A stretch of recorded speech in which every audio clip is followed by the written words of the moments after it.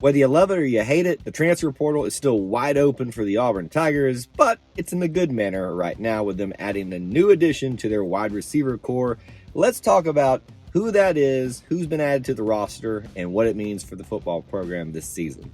But before we do that, I want to welcome you back to the channel. Whether you're a member of the Auburn family or a fan of another persuasion, this is the E2C network where we cover the whole of the Auburn experience. We might tend to be a little bit Auburn sports heavy here, but if it's orange and blue, it's what we do. If you're new to the channel, be sure to subscribe so you don't miss any of our content. And thank you to members of our booster club like David Wells, who help produce videos like this.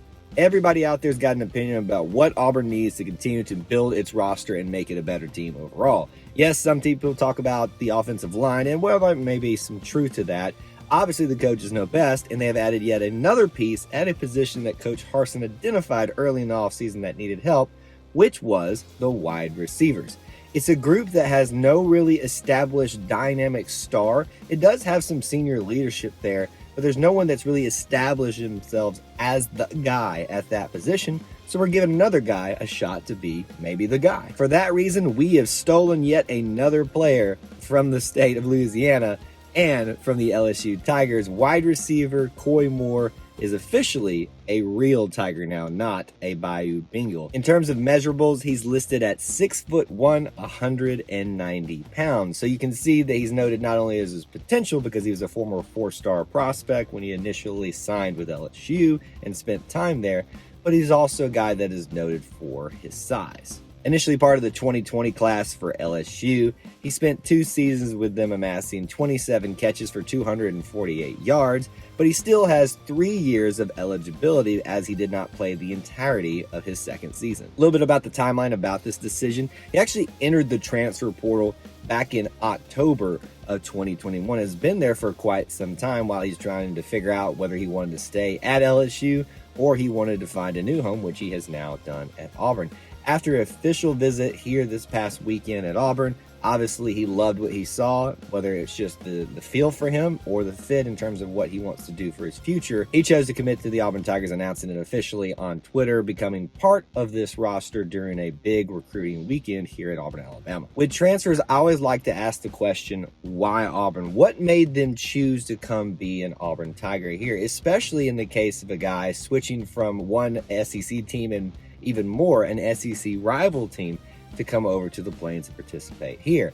I think a lot of it obviously has to do with playing time, as it often does for those that choose to transfer from a previous school. It's also interesting to note where they come from, because a lot of times you see when someone transfers in, we've seen this with the transfer portal this season, they decide to come back closer to home. Well, he's a Louisiana guy, so he's actually leaving.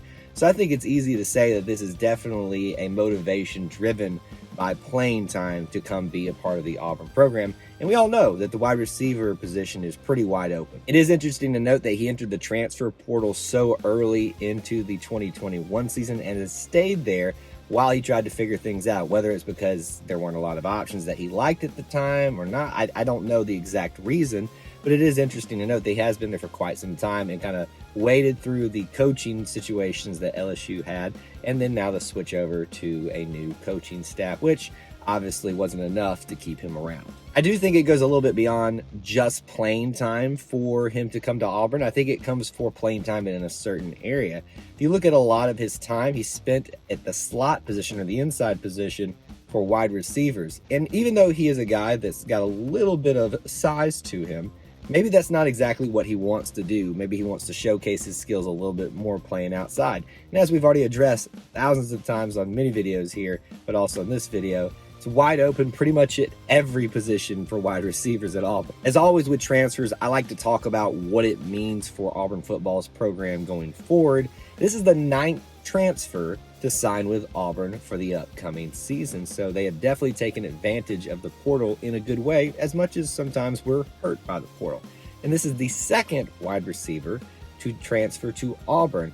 You'll remember of note, Zaylen Worsham, who came over from Miami. So that's 2 right there that are going to be having options, potential playing time coming up this season. We did a video about Zaylen. If you'd like to go check that out, that option is available here on this channel. Now, let's also talk about the size aspect, because I don't want you to think that we're getting some giant at wide receiver. We're not. He's 6'1", 190 pounds.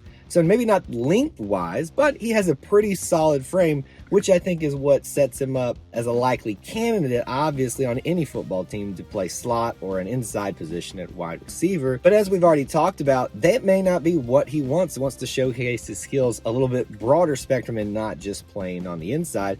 But regardless of what happens and what he actually ends up winning in terms of playing time, the option is there at either position or either option, whatever he's able to garner for himself. With Cedric Jackson being the only one so far that's pretty much solidified their position as part of that rotation, I think it's pretty safe to say that the options abound for him and what was most attractive to steal him away from LSU officially. But more so what this means for me for Auburn football is not just the immediate. Yes, I do think we'll be seeing him some, if not a lot, this upcoming season.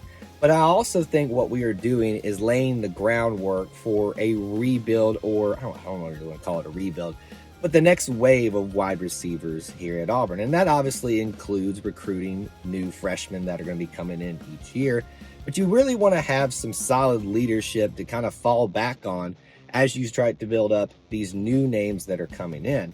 And I do feel like Jalen Warsham, who I was already transferred in here, and now Koy Moore could be those two guys that we kind of center everything around, not necessarily as the guys, the big wide receiver names, and maybe they actually end up being that. That's my hope for everybody.